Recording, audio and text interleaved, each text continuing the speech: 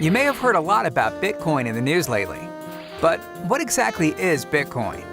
Why does it matter? And why should you care? Well, it may be the best form of money the world has ever seen. It's digital money for a digital age, and it's the scarcest, most divisible, most transportable, most verifiable, and most recognizable form of money in history.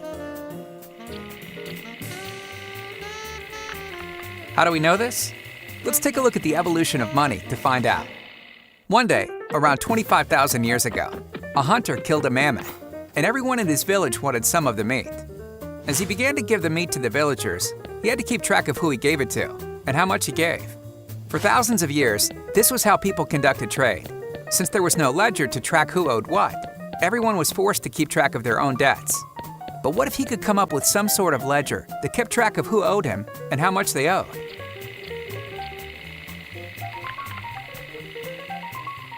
From now on, if you want meat, you have to give me stones as a way to keep track of your debt. This was the birth of currency, and it arose not from barter, but as a way to keep track of debt. This new technology was so successful that before long, everybody began using the ledger system because it greatly improved upon keeping track of debts.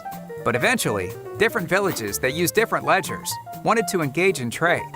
Unfortunately, there was one problem preventing this. They needed a universal ledger, something that could serve as a universal form of money so people could interact with others outside their own community. But they couldn't just use anything. To establish a system that would work on a large scale, they had to pick something that was universally scarce, divisible, transportable, durable, recognizable, and fungible.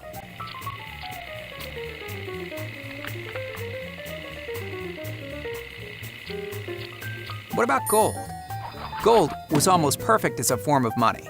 About 5,000 years ago, people began to develop an attitude about gold that has been passed down from generation to generation.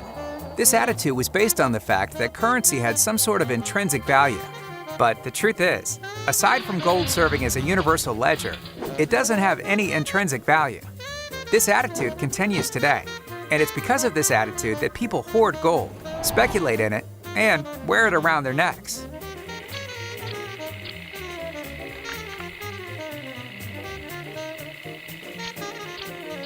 Gold served us well as a currency, but throughout history, people have been constantly seeking to utilize new technology to improve the economic system. Before long, people sought to improve upon gold, and shortly thereafter, banks emerged. For a tidy fee, banks safely stored gold in vaults and circulated paper bills in exchange. Around 40 years ago, we saw yet another development in currency when we decided to start using credit cards and debit cards. Just like previous advances in currency, these advances came about as a way to use new technology to improve our financial system. But in the last 40 years, a lot has happened. Even though we've seen the rise of the internet and an information revolution, our system of money has not reflected these changes and is still rooted in the past.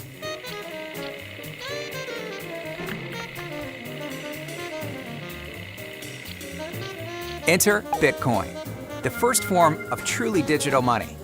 Bitcoin was designed for the era of information and solves many of the disadvantages of physical and electronic money.